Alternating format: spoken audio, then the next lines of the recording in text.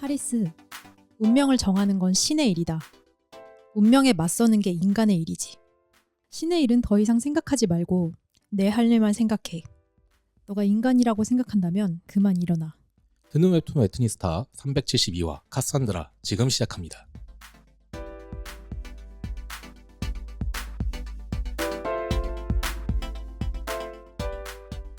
안녕하세요, 재민입니다. 안녕하세요, 세민입니다. 안녕하세요, 정우입니다. 오프닝이 아침에 그 알람으로 쓰면 좋을 것 같아. 어째서죠? 이제 네가 그만, 인간이라고 생각한다면 그만 일어나. 그만 일어나. 읽어야지. 네가 개야 돼지야? 아니, 근데 이 인간같지 않은- 대사 좋지 않아요? 저는 좋죠. 나를 아니, 고심해서 좋은데. 뽑아온 건데 지금 좋은데 이 대사를 제가 이렇게. 요 며칠 동안 시차 적응하느라고 힘들었거든요. 아, 그쵸, 아. 그쵸. 4시만 되면 눈이 떠졌어요. 와. 근데 그때는 너무 인간인 거지. 그러면서 오늘은 또 아침에 일어나는데 힘들더라고. 몇 시에 일어나셨어요? 적응이 되면서 이제 7시 반에 일어났는데 어. 일어나면서 이렇게 몸이 무겁고 힘들지? 오늘 미세먼지가 많은 날이라 그랬던 것도 있는 것 같은데 맞아요. 근데 이제 그 앞에는 되게 좋았어요. 근데 뒤에 이 문장이 딱 꽂혔어. 네가 인간이라고 생각한다면 그만 일어나. 근데 나름대로 이 굿모닝. 작품의 주제와 컨셉을 잘 함축하고 있는 맞죠? 좋은 근데 이 음악이 잘 어울려. 빠빠빠빠빠빠. 굿모닝. 죄송합니다. 그래서 이 작품을 리뷰를 할 건데 네. 어떤 작품인가요? 네, 제가 웹툰이스타를 시작할 무렵부터 코로나가 한창이던 네, 2021년? 거의, 와, 4년 됐어요 벌써. 와. 시간이 이렇게? 그냥 타임 플라이 진짜. 그때부터 이 작품 언젠가 꼭 리뷰를 맞아. 해야지라는.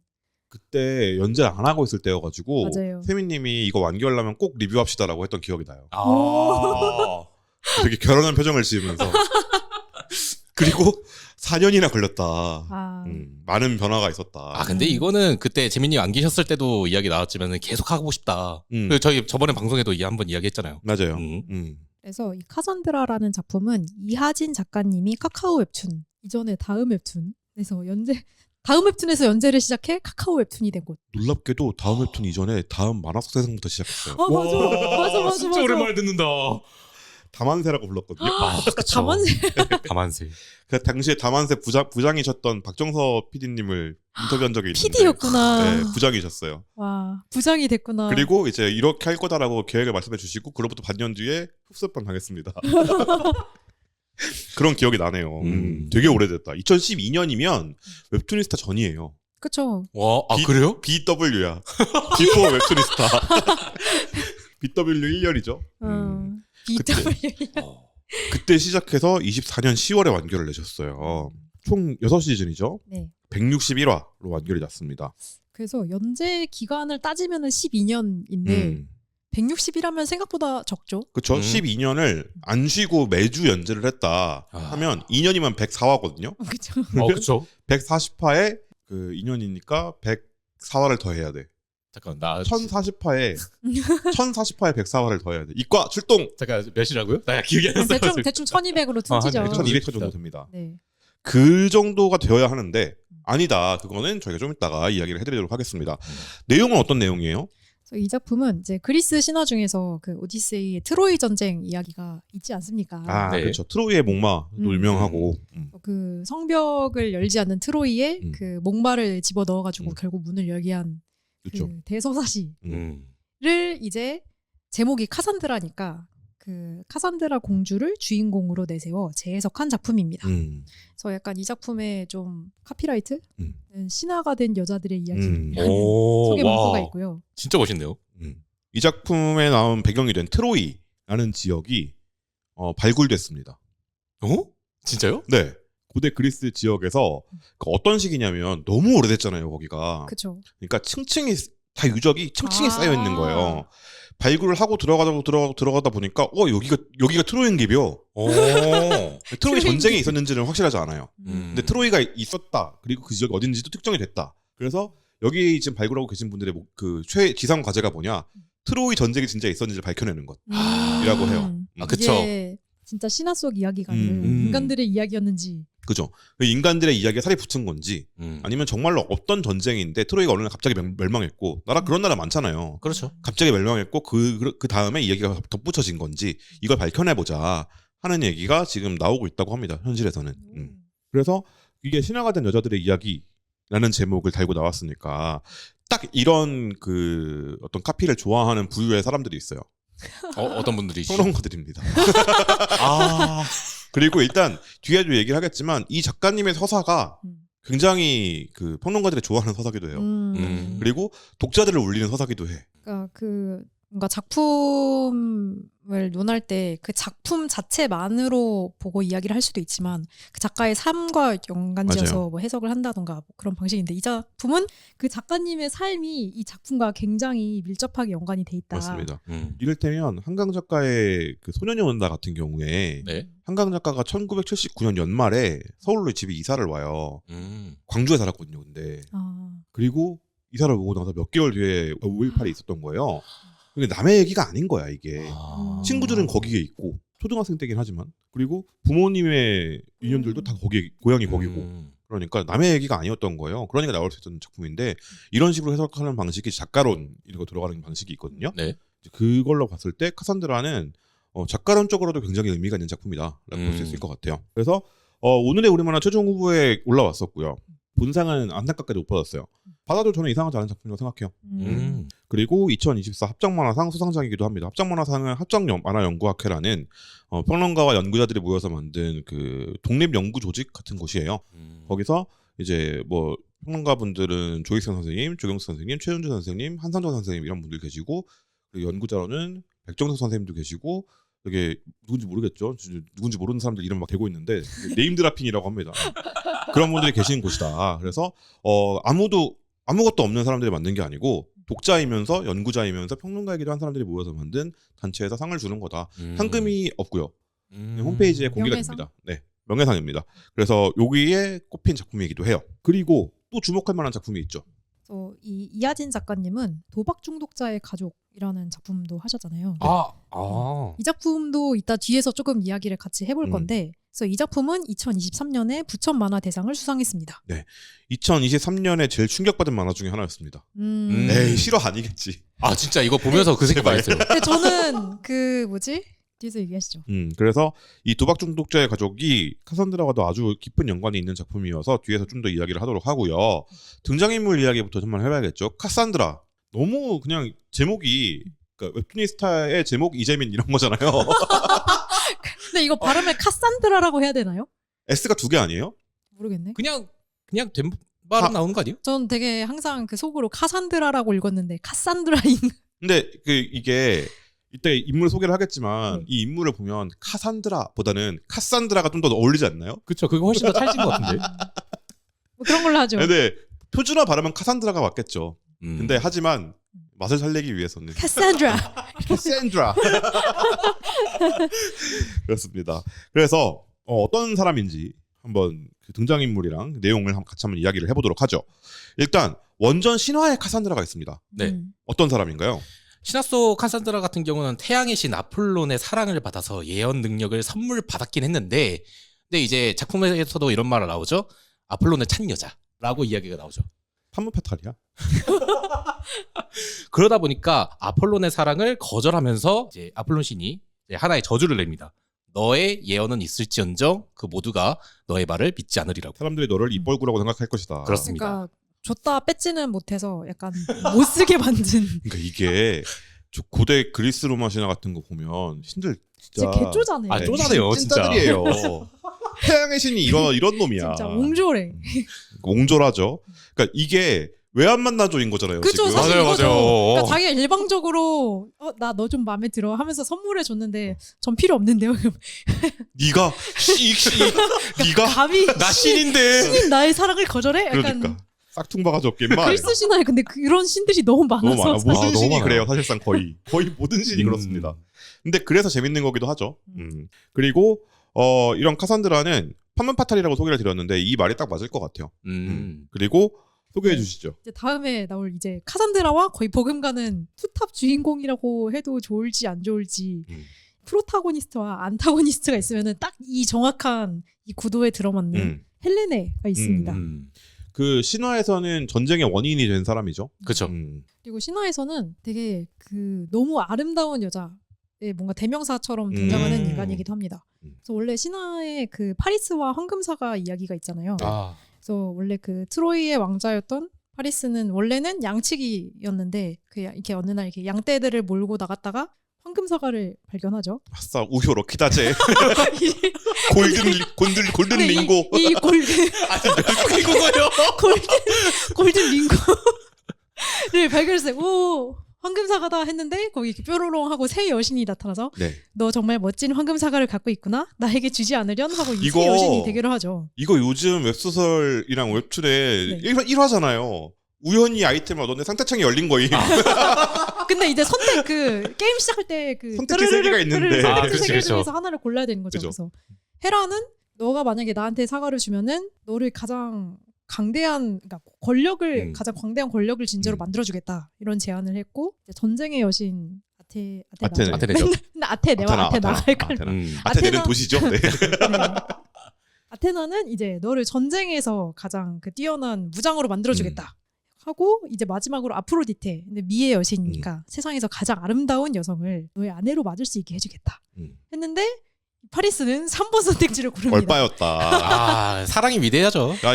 저는 이게 사랑이 위대한 게 아니에요. 아, 그런가요? 내가 사랑하는 사람이 아니잖아요. 아 그냥 누군지 모르지만 세상에서 가장 아름다운 여자가 너를 사랑하게 해줄게. 라는 얘기예요. 당신들이라면 뭘 골랐을지 좀 궁금하다.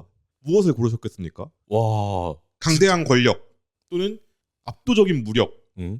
또는 압도적인 미를 갖춘 사람과 결혼할 수 있음. 이게 제일 떨어지지 않아? 내가 되는 게 아니잖아. 근데 맞아. 근데 어렸을 때도 약간 그런 생각을 했던 것 같아요. 그죠? 저 이거 때 보면서 이게 바보 아니야? 라는 생각을 했어요. 아 누굴 고르셨을까요? 저는 지금 전쟁을 일으킬 수는 없으니까 답은 하나밖에 없죠. 아 1번 네. 헤라 남편이 누구야? 제우스죠. 제우스잖아. 그러면 내가 헤라랑 관계를 맺어놓으면 제우스랑도 어떻게 이렇게 비벼볼 수 있다. 와 비선실세가 될 수 있다. 비선실세. 한국을 한 10년 겪고 나니까 그거 좋은 거 같아. 아 내가 통치하겠다. 그렇지. 차라리 그렇죠. 있어가 파시 세상. 그냥 부셔버리겠어. 예, 헤라가 나를 실력자로 만들어주는 거잖아요. 그렇죠. 근데 여기서 중요한 게 그냥 그 직함이 그냥 주어지는 것이냐 아니면 내가 거기에 걸맞은 능력을 갖추는 것이냐. 아. 이게 따라오면 저는 헤라. 아 그렇죠. 그냥 지금 이 상태로 널 대통령 자리에 앉혀줄게. 그러면 어떡하지? 이거 약간 그 인터넷에 그 지금 너의 모습 그대로 막 트와이스의 6번째 멤버가 된다면 막 이런 거. 왜? 왜? 아 근데 스파이스가 장난이야? 생각해 보면은 뭔가의 능력을 더 주진 않을 것 같아요. 그냥 권력 그 자리에 앉히는 거 아닐까? 왜냐면은 미의 여신을 선택했으니까 내 모습이 바뀌지 않았어도 가장 아름다운 여인이 저한테 온 거잖아요. 그렇겠네. 그럼 그냥 전쟁하겠습니다. 합리적인 답은 그거다. 전쟁을 주사위로 그냥 굴려가지고 6이 2개 나왔으니까 전진해라고 하면 이기는 거잖아요. 야 17이 나왔다. 가만히 있어. 아 TRPG예요? 뭐 이렇게 하는 거잖아. 그렇게 해도 이긴다는 거잖아요. 이거 들으니까 뭔가 웹소설로 있을 것 같은 내용이다. 그죠? 현대에 이렇게 떨어져가지고 이 능력을 받았는데 현대는 너무 쓸모없는 아무 능력이라서. 쓸모가 와. 근데 저희 너무 많이 돌아왔는데 네. 저희 헬렌을 얘기하고 있어요. 그렇죠. 아 그쵸. 아무튼 그렇게 해서 음. 이 파리스라는 그래서 사람이 아프로디테는 약속을 참 잘 지키는 네. 여신이었다. 당시에 그거죠. 당시의 기준으로는 가장 합리적이었던 가장 아름다운 여인이 널 사랑하게 해줄게라는 것을 골랐고 아프로디테는 말을 지켰다. 그 태양이나 끌고 다니는 찐따와는 달랐다. 심지어 그 헬레네는 이제 너무 아름다워서 그러니까 스파르타의 공주였잖아요. 네. 네. 근데 그 그리스의 왕들이 한 50명쯤 부글부글 모여가지고 제가 남편이 돼보겠습니다 이러면서 다 구원을 하러 오잖아요. 네. 그래서 이 구원자들끼리 자 우리가 이 중에 한 명만 헬레네의 남편이 되겠지만 그래도 너무 상심하지 말고 나중에 헬레네에게 무슨 큰 일이 생기면은 우리가 단합해서 도와주자라는 맹약을 하게 되고 이제 이게 트로이 전쟁의 더막이 되죠. 밑받침이 되는 거잖아요. 그러니까 이게 이따 조금 뒤에서 얘기할게요. 네. 좋습니다. 그래서 원전 신화에서는 헬레네는 사실 그냥 제일 아름다운 여성이자 그냥 파리스에게 약간 상품처럼 띠링 당첨되셨습니다 이렇게 주어지는 약간 트로피 같은. 그러니까 SSR이었던 거죠. 그렇죠. 그래서 사실상 트로이 전쟁에서 헬레네의 비중은 거의 없어요. 헬레네 맞아요. 대사도 없을걸요 아마? 음. 그 원전에서는. 아 그래요? 그리고 몇 번 나오지도 않아요. 그니까 아. 사실 되게 그 그 왜 랭커들한테만 눌렀을 때 나오는 아이템 같은 거 있잖아요. 아. 그런 거야. 약간 업적 템 같은. 업적 달성 이런. 시간에 갈아넣거나 아니면 돈을 갈아넣어야 되는 아이템 같은 거죠. 이게 누구한테나 보여줄 수 있는 것도 아니고. 그쵸. 그리고 다들 그렇대라고 말만 하지. 심지어 만화로 보기 전까지 그 만화로 되어 있는 그 고대 그리스 로마시나 그 만화책을 보기 전까지 우리는 헬레네가 누군지도 몰랐어요. 아무튼 신화 속 헬레네는 이런 인물이었는데 맞습니다. 이제 이 작품에서는 헬레네를 굉장히 다른 인물로 그려내고 있다. 그래서 이 작품이 트로이 전쟁을 그리고 있는 만큼 그 전쟁 속 인물들이 굉장히 많이 등장하고 있어서 그 외에 주요 등장 인물로는 이제 파리스, 그리고 파리스의 형인 헥토르, 그다음에 이제 그 형제들인 데이포보스와 아이네이아스, 그다음에 공주인 폴릭세네 뭐 등등등등이 있고 이제 그리스 측에서는 이 그리스 군단의 대빵이라고 할까요? 아가멤논이 그렇죠. 있고 그의 동생 메넬라우스, 그다음에 이제 약간 지략해인 오디세우스. 아 영웅이죠. 이제 뒤쪽에 원래 이 트로이 전쟁 끝나고 나서가 오디세우스 진짜 이야기잖아요. 그러니까요. 그렇죠. 이 작품에서는 거기까지는 나오지 않고 그다음에 이제 또 그 시대 희대의 영웅이었던 아킬레우스 등등이 나옵니다. 아킬레우스랑 헤라클레스랑 이 둘이 그 고대 그리스에서 진짜 수상먹던 영웅이었나 봐요. 박물관이라는 데 가잖아요. 네. 프랑스 갔을 때 다 있어. 계속 있어. 오. 아 그래요? 아킬레우스와 싸우는 헤라클레스 막 이런 거. 아킬레우스랑 헤라클레스랑 싸워요? 네, 거기 그림이 있어요, 그냥. 그래서 아니, 그림이 그렇게 되어 있는 거야. 그래서 둘이 만난 적이 있나? 그러니까 아니 둘이 둘이 무슨 근데 그 뒤에서 같이 보던 학생 하나가 저한테 그 얘기를 했어요. 이거 비엘이네요. 와 바로 이해했어. 와. 그러면 그 둘이 진짜 진정한 영웅으로 수강받았던 게 맞죠. 진정한 두 영웅이 만난 적이 없었는데 만났다면 사랑하지 않았을까? 하지만 그리스는 그런 시대니까 그쵸? 동성애. 그죠? 고대 그리스는 동성애가 권장까지는 아니고 용인되던 시대였어요. 아 진짜요? 네. 스파르타는 권장되던 곳이었고. 그러니까 그 너무 여성이 너무 하등한 존재로 여겨졌기 때문에 진정한 교류는 이제 나와 동등한 인간이 와. 성관이 할 수 있다. 그 뒤에 더 얘기하겠지만 그렇습니다. 네. 그런 시대였죠. 그리고 그 외에 그 당시 그러니까 신화에서는 그렇게 큰 비중이 아니었지만 이 작품에서 굉장히 또 독창적인 인물로 그려낸 아마존의 여왕인 테아가 있고 그 카산드라와 굉장한 절친으로 나오죠. 네. 그다음에 이 작품의 오리지널 캐릭터인 데메우스가 있습니다. 그래서 이렇게 다양한 인물들이 나옵니다. 이게 고대 그리스 신화라고 하면 우리가 파편된 이야기들을 이렇게 알고 있잖아요. 맞아요. 네. 인물이 겁내 많아요. 아, 진짜 많더라고요. 원래 겁내 실제 많이 나와요. 현실에는 네. 사람들이 많으니까. 인물이 그렇게 많나라고 생각하신다면 여러분 그 장면을 떠올려 보십시오. 너 때문에 흥이 깨져버렸으니까 책임져라고 할 때 거기 몇 명이 있는지를. 실제 거기는 그 올림푸스 신전이야. 다 신이에요. 다 한 가닥 하는 사람들이야. 올림푸스는 그쵸. 12명이 그죠? 신이. 신만 그렇고. 그죠. 네. 거기에 이제 그 제우스가 이거 어떻게 좋게 표현할 방법이 없네. 성범죄로 구속되어야 할 사건들만 해도 합의하지 않은 관계만 해도 합의에 의해 한 관계가 있어요? 있긴 해요. 있긴 하죠. 있긴 네. 하죠. 근데 그것만 해도 진짜 수십 명은 될 거예요. 많죠. 네. 그 가랑비로 변해가지고 뭐 그랬다든지. 별의별 게 다 있고요. 그러니까 원래 인물이 많은 극을 웹툰으로 각색을 했으니 인물이 당연히 많다. 근데 다 이거 그거죠. 이제 다 아는 얼굴들이구먼. 이라고 할 수 있다. 이름만 딱 들으면 얘가 걔요? 라고 바로 알 수 있다. 그렇습니다. 그래서 트로이 전쟁 얘기를 각색을 한 작품인데 재해석을 한 작품인데 현대적 재해석이라는 말이 잘 어울릴 것 같아요. 그리스 신화의 트로이 전쟁 이야기를 그리고는 있는데 이게 그러니까 오마주가 있고 현대 극인데 트로이 전쟁의 인물들의 요소들을 따와서 만드는 거 이제 오마주라고 하죠. 예를 들자면 그런 게 있고 아니면 그걸 그대로 재현하는 게 있고 대서 사실을 그대로 재현하는 게 있고 아니면 축약하는 버전이 있고 아니면 그 이야기인데 내가 하고 싶은 얘기가 따로 있어서 그 이야기로 바꿔놓은 그게 있죠. 이런 거 이제 모티프로 삼았다라고 얘기를 하는데 이 작품은 모티프로 삼은 작품에 가까운 것 같아요. 그래서 독창적인 세계를 만들어내셨습니다. 그래서 이 작품이 고대 그리스 로마 신화를 그대로 가져온 작품이냐? 아니에요. 그래서 이 작품으로 그리스 로마 신화를 배우긴 조금 적절하지 않을 수 네. 있다. 그러니까 이게 여기서 이제 문제가 생기는 거야. 그럼 적절한 건 뭐지? 사실과 다르냐? 이 작품은 그냥 이 작품의 이야기로만 즐기는 게 좋지. 맞습니다. 이걸 보고 나서 와, 나 그리스 로마 신화 읽었어? 이렇게 말하면은 조금 어폐가 있다. 적어도 나는 트로이 전쟁에 통달했어라고 말하면 안 된다. 왜냐하면 카산드라를 열심히 읽었다라고 말하는 여러분이 말하는 것과 여러분이 트로이 전쟁에서 얘기를 할 때 내가 카산드라만 봤을 때 그때와 남들이 받아들이는 게 다를 수 있어요. 그쵸. 그렇습니다. 그래서 전혀 새로운 이야기다라고 보는 게 좋을 것 같고요. 당시 시대 상황을 생각하자면 아까 세미님이 잠깐 얘기해 주셨지만 여성은 시민권이 없었습니다. 그래서 노예 위에가 여성이었어요. 한 중학교 사회 시간에 많이 배우는 그리스에서 시민이 아니었던 세 가지는 약간 첫 번째 노예, 두 번째 외국인, 세 번째 여자 막 이런. 네. 근데 그 여성 위에 외국인이 있습니다. 외국인 남성이 있습니다. 네, 그런 식이에요. 그러니까 철저하게 신분제 사회로 이루어져 있고 고대 그리스의 인구 구성 같은 경우에 한 10%에서 5% 정도만 시민이고 나머지가 이제 외국인과 여성과 노예들이거든요. 이 사람들이 사실상 경제를 떠받들었다라고 하는 게 이제 지금 나오고 있는 연구들이더라고요.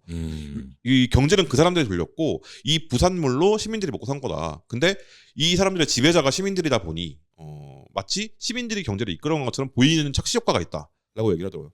그러니까 시민의 조건이 뭐냐? 생산 활동을 하지 않아도 될 것이에요. 그러니까 나와가지고 맨날 토론이나 하는 거예요. 약간 조선시대 선비들 같네요. 네. 그러니까 소크라테스 같은 사람이 나올 수 있었고, 그러니까 고대 그리스에 그렇게 많은 철학자가 나온 거예요. 그러면은 이제 그렇게까지 경제 활동을 할 필요가 없으니까 얘들이 계속 명성에 이제 집착을 한 거였나요? 작품에서도 그 오디세우스는 이미 영웅으로 떠받들어져 있지만 친구들은 너만 지금 명성이 있지만 우리는 명성이 없지 않냐, 같이 전쟁에 나가자 이러잖아요. 그 왜 게임에서도 그 전투력으로 더 이상 올릴 게 없고 게임 콘텐츠 즐길 게 없을 때 뭘 하냐? 업적작을 하잖아요. 그쵸? 비슷한 거죠. 아. 네. 내가 어디 멀리 갈 수 있는 것도 아니고. 명예도와 인기도 투자. 그렇죠. 그게 실제로 뭔가 세상의 변화를 일으킬 수 있냐? 딱히 없지만 있으면 좋으니까. 남들은 못 가지는 거니까. 그렇죠. 그게 고대 그리스를 우리가 아는 그 고대 그리스를 만들게 되는 원동력이기도 하다. 그래서 양면적인 면이 다 있다라고 요즘에는 그렇게 가르치더라고요. 그래서 이 작품에서는 큰 줄기에서는 원전을 따라갑니다. 근데 주인공이 누구냐? 원전에서는 이렇게 막이 이렇게 있고 저 뒤에 가려져 있는 두 사람. 조연도 아니야 사실은. 네. 그냥 이야기가 이렇게 진행됩니다. 퇴장하고서 안 놔도 되는 사람들. 비중 없는 네. 1과 2. 네. 그러니까 여자 1, 여자 2로 나오는 카산드라와 헬레네를 전면에 내세워서 이야기를 풀어나가게 됩니다. 그래서 여기서 중요해지는 게 사람들이 이야기를 알고 있는 거잖아요. 알고 있는 이야기를 바꿔서 해석했을 때 설득력을 가져야 되니까 디테일이 굉장히 중요해집니다. 그리고 이하진 작가님이 그 디테일을 잘 만드시고 그걸 설득하는데도 굉장히 능한 작가님이에요. 그게 굉장히 탁월하다고 할 수 있다라고 볼 수 있겠습니다. 그래서 이 작품을 보면서 어떤 이야기가 좀 하고 싶으셨는지 이야기를 좀 나눠볼까요? 그래서 이 작품이 그 신화를 재해석하면서 제일 약간 눈에 띈 점은 신화인데 신이 안 나온다는 맞아요. 지점입니다. 애초에 그 트로이 전쟁 자체도 그 처음에 발단이 된 게 저희가 앞에서 소개했던 그 파리스가 황금 사과를 누구한테 주느냐. 아프로디테한테 줬기 때문에 얘가 헬레네를 아내로 맞이하게 되면서 헬레네가 남의 나라 왕비였다는 게 이 불행의 시발점이죠. 그러니까 이 아프로디테가 도덕관념에 무너져 있지 않았다면 그러니까 어디에 누군지는 신경 쓰지 않고 그냥 충실하게 약속만 지킨 거죠. 그것은 인간들 사이의 약속이니까 나는 신이고 그러니까 니들끼리 알 바 아니고 나는 약속은 지켰다. 그쵸. 이런 느낌으로. 근데 그리고 그 신화 속 트로이 전쟁 자체도 되게 신들이 엄청나게 많이 개입하는 이야기잖아요. 그렇죠. 네. 그래서 심지어 그 올림푸스 12신이 약간 두 진영으로 나뉘어가지고 나뉘어가지고. 서로 나는 트로이파 응원할래, 이러고 나는 그리스 응원한다 이러면서 서로 전쟁에 뭔가 도움을 주거나 약간 이런 식으로 직접적인 개입도 할 정도로. 그러니까 원전 트로이 전쟁은 성좌물이에요. 맞아요. 진짜.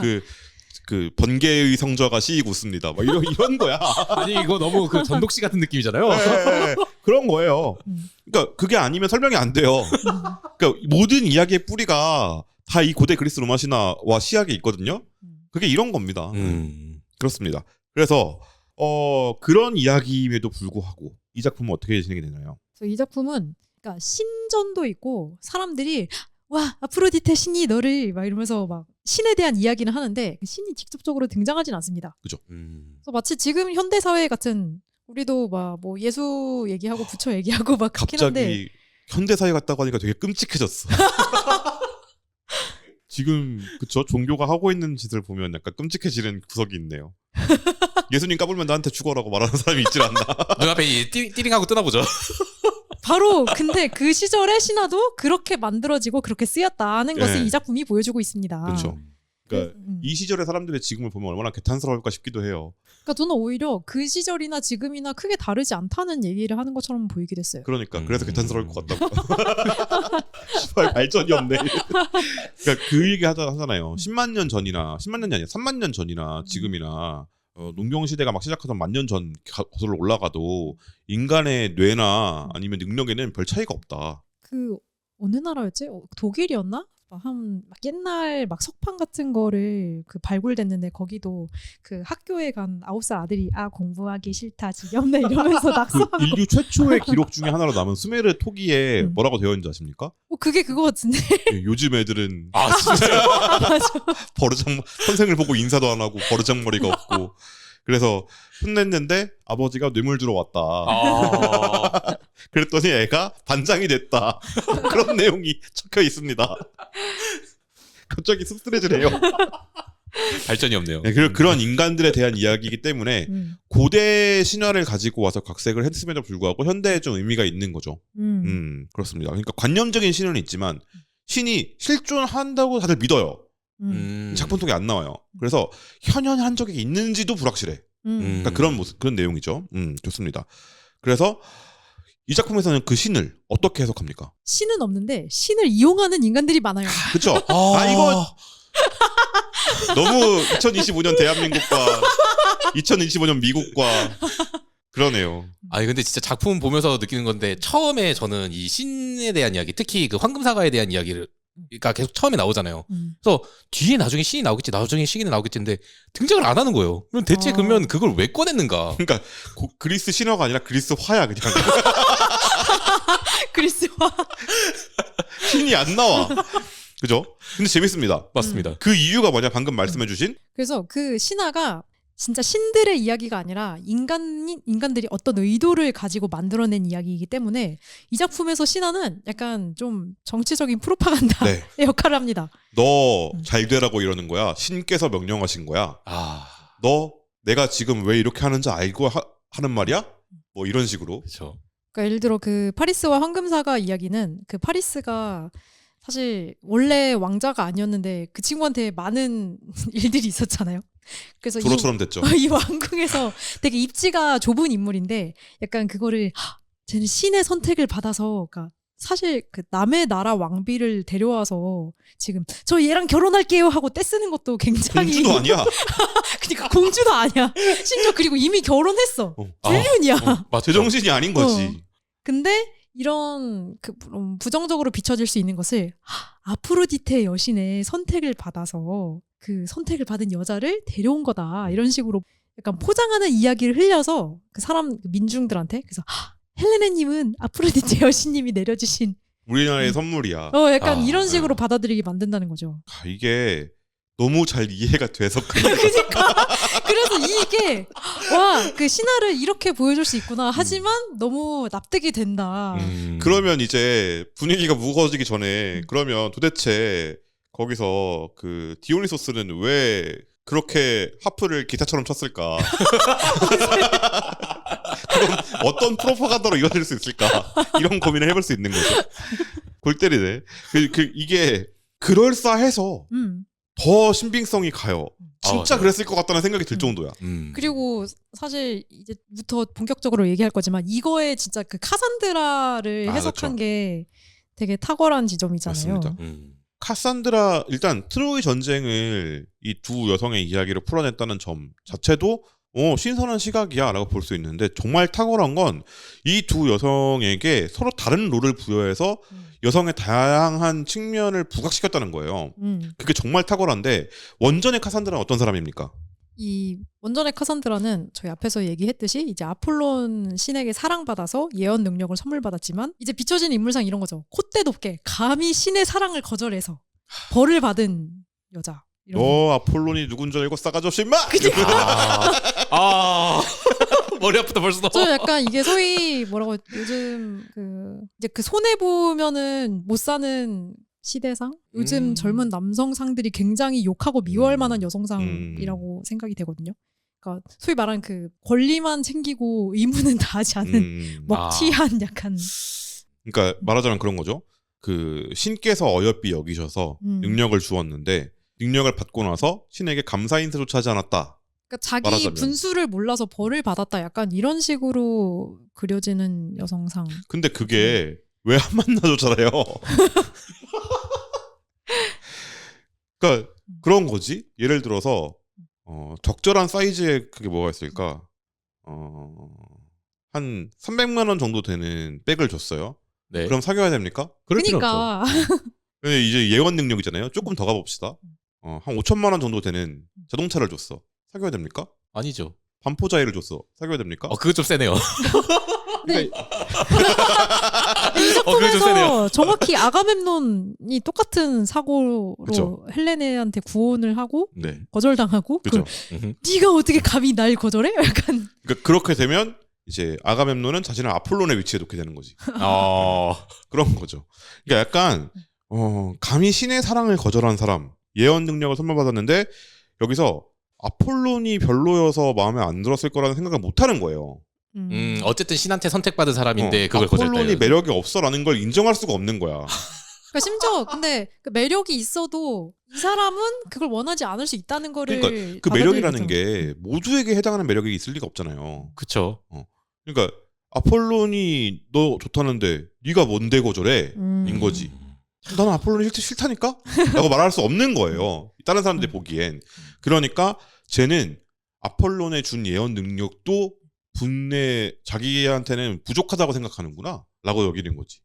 그러니까 이 신화에서 카산드라라는 인물의 역할은 뭔가 자기 분수를 몰라서 벌받은 약간 그런 인물상을 보여주는 약간 교훈을 주는 그런 인물이었다면은 이 작품은 이제 카산드라를 예언 능력을 갖고 있는 여자인 거잖아요. 어쨌거나. 그래서 이 예언 능력을 갖고 있는데 사람들이 그것을 믿지 못하는 것은 이 시대 상황과 편견 때문에 이 여성은 뛰어난 능력을 갖고 있음에도 사람들이 그것을 믿지 않는 것이다. 그렇죠. 라는 해석을 해서 이 네. 캐릭터를 빌딩하죠. 이것도 정말 그럴듯해요. 그러니까요. 노예보다 조금 나은 게 라고 말할 것 같다. 그쵸.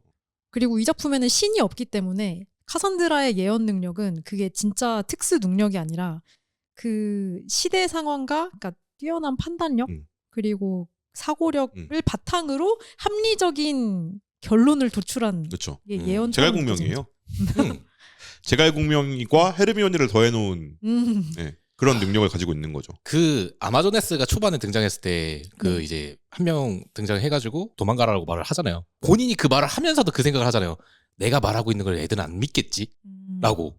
이미 거기서부터 아폴론의 이제 그 벌 받은 게 아니라 그냥 무시하는 태도가 이미 들어가 있는 상태인데도 본인은 이제 그걸 또 예언이라고 이야기를 하고 또 거기서 또 내 말을 안 믿겠지 하면서 그걸 좀 반복하는 모습들이 너무 안타까운 거예요.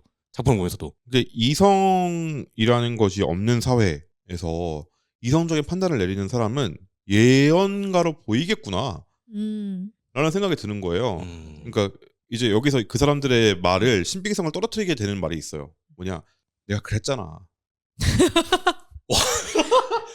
내가 그랬잖아 라고 말을 하면 이 사람의 예언 능력이 0이 됩니다. 근데 답답할 거 아니야. 개갑갑하겠지. 아니 너무 뻔하게 결말이 보이는데 다 그렇게 행동을 하고 있어. 그러면 예언가처럼 굴어야지. 그래서 카산드라가 예언 능력을 가지고 있다 라고 소문이 났고 그것이 아폴론의 선물이냐 뭐냐 막 이런 얘기들이 나왔을 것이다. 프로파간다로 이용해 먹었을 것이다. 근데 시기와 질투하는 비이성적인 사람들이 주로 시민이겠죠. 이 사람들이 카산드라를 제 말 믿으면 안 돼. 제 집에 가서 내가 그랬잖아 라고 한다. I told you so 한다. 그렇지 않았을까. 그게 너무 그려지는 상황인 거죠. 그리고 헬레네가 헬레네가 원전에서는 또 원전에서는 앞에서 말했듯이 그러니까 그 너무 아름다운 여성의 표본 그 자체. 심지어 이 작품에서는 나오지 않지만 어렸을 때 테세우스와 친구들한테 납치당한 네. 경력이라고 하면 좀 그렇고 스펙도 좀 그렇고. 그런 일화도 있을 정도로 아무튼 뭔가 그 외모가 출중한 여성으로 나오는데 네.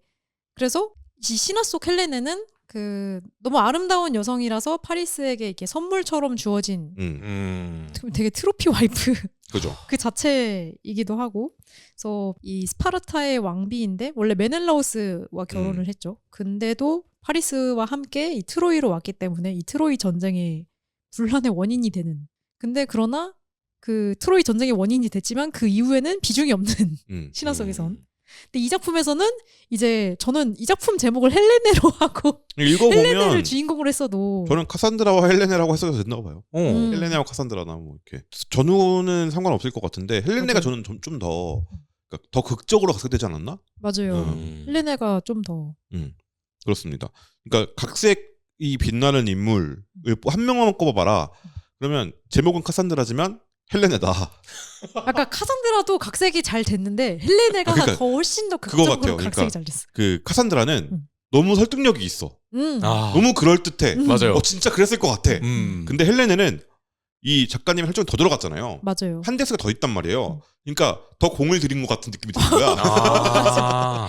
그러니까 카산드라는 있는 것을 이 작가님이 뭔가 사실 그러니까 그것을 더 설득력 있게 그려냈다면 헬레네는 없는데 그 뒤 많은 이야기들을 창조해서 붙였어요. 그러니까 카산드라는 아폴로만 빼면 돼요. 그리고 현대 그러니까 그 마법과 이게 없는 상황에서 설명하면 그렇게 될 것 같아요. 근데 헬레네는 정말 많은 이야기를 넣어야 해요. 왜냐면 없으니까 뭐가. 맞아요. 헬레네 대사도 없잖아요. 원전에서는.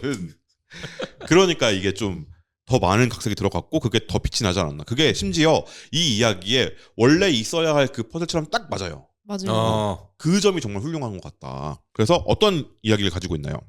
그래서 헬레네는 이 작품에서는 약간 그 아름다운 여성이 아름답기만 하고 힘이 없으면 어떻게 되는지를 약간 이 인물의 초반의 삶에 그게 좀 녹아 있는데, 그래서 스파르타의 공주이면서도 그 어린 시절에 아버지와 오빠들에게 약간 이거 뭐라고 해야 될까요? 근친상간의 피해자라고 네. 가정의 성폭력의 피해자죠. 네. 그래서 원래는 그래서 사실 지금도 그러니까 견디기 힘든 일인데 그 시절에는 더욱 더 중간에 헬레네 대사도 나오잖아요. 그러니까 뭐 누가 나를 더러운 여자라고 한다. 그래서 원래 목숨을 끊을 생각도 했었는데 그 신전에 있는 그 당시의 신전은 이제 정말 많은 역할을 했죠.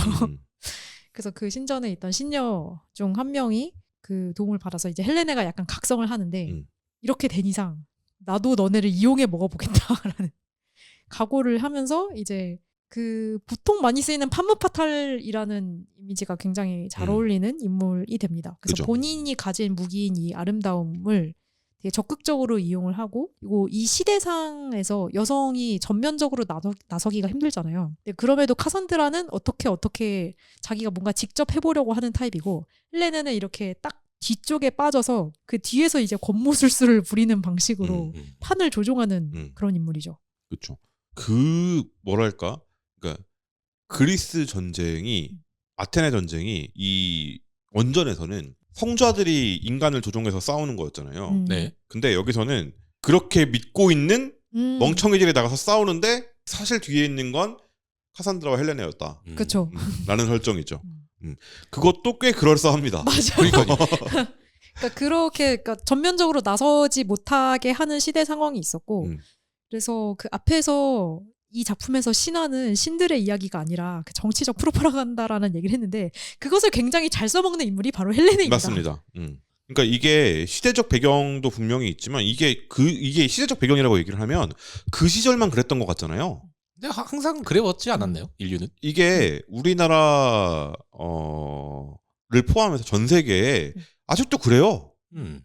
이게 그 지금 그 우리나라가 처한 상황을 생각했을 때 이 상황에서 앞에서 구호를 외치는 사람들이 있어요. 근데 그 구호를 외칠 때 영부인 얘기를 하는 사람들이 있어요.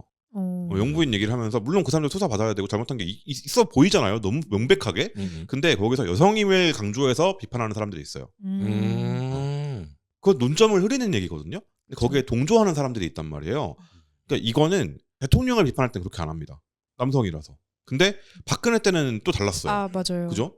그러니까 이게 남파기 어쩌고 하는 이야기들 있었죠.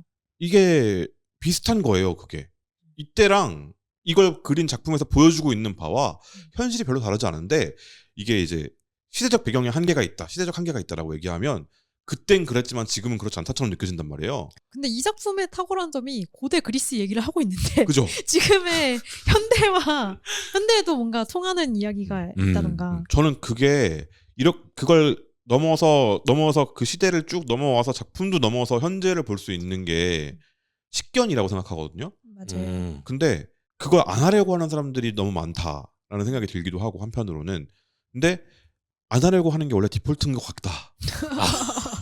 라는 생각이 들거든요. 요즘에 자꾸. 그렇지 않게 하기 위해서 이런 작품들을 더 읽어야 한다라는 생각이 들기도 하고요.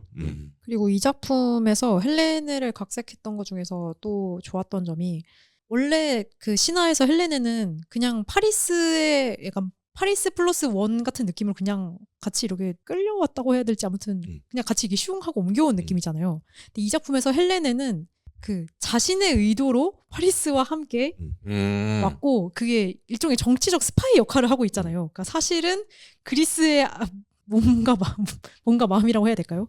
물론 거기도 뭔가 진정한 본인의 갈 곳이라고 생각하는 곳은 아니지만 그리스에 사실은 적을 두고 있으면서 이제 트로이 와가지고 파리스 나의 병력에 따라 움직여라. 약간 이런 느낌으로. 그렇죠. 이게 되게 작품을 직접 읽어보시면 아실 수 있겠지만 맞아요.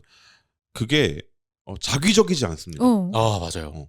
일부러 꾸며서 그러니까 누구로 갈아 끼워도 되는 게 아니에요. 헬레네는 헬레네의 역할이 있고요. 심지어 파리스도 파리스의 역할이 있습니다. 맞아요. 다른 애로 갈아 끼우면 안 돼요. 그렇게 먹었지만 그리고 카산드라도 마찬가지고 각자 자신의 롤 개성을 가지고 있으면서 대체 불가능한 개성들을 가지고 있으면서 이 이야기가 굴러갈 수 있게 만드는 것도 능력이에요.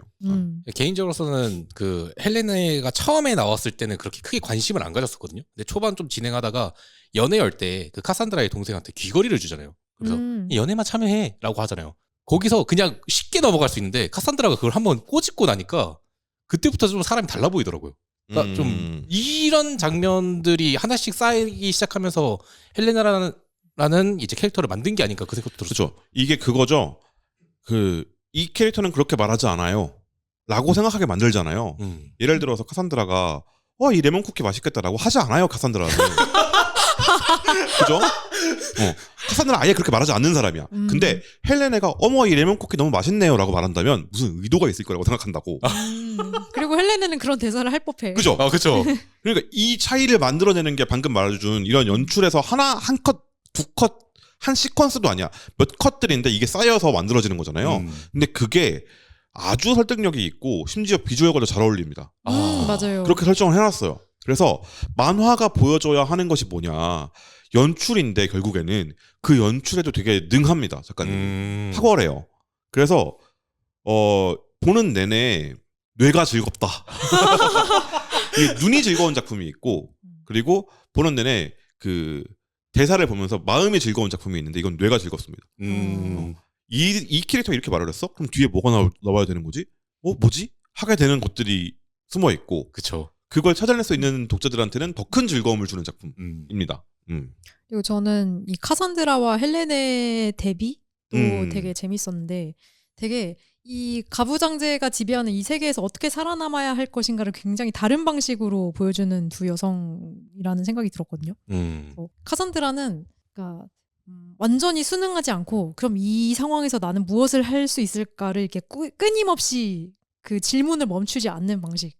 그리고 자기 필요하면은 자기가 직접 어떻게 그러니까 아마존과 같이 협력을 하든지 뭔가 그런 뭔가 우회하는 방법을 통해서라도 뭔가 자기가 직접 행동하는 상여자예요. 행동대장. 그런데 헬레네는 이 가부장 나한테 아름다움을 요구해? 그럼 내가 너네한테 맞춰주지. 약간 이런 방식으로 굉장히 우회하는 방식으로 이용하는. 그러니까 이 가부장제의 룰을 깨트리지 않으면서 그 룰을 역으로 이용하는 방식으로 살아남는 그죠. 걸 택하는. 그죠. 그러니까 혁명가는 카산드라고요. 맞아요. 그래서 저는 이 작품의 제목이 카산드라인 것 같아요.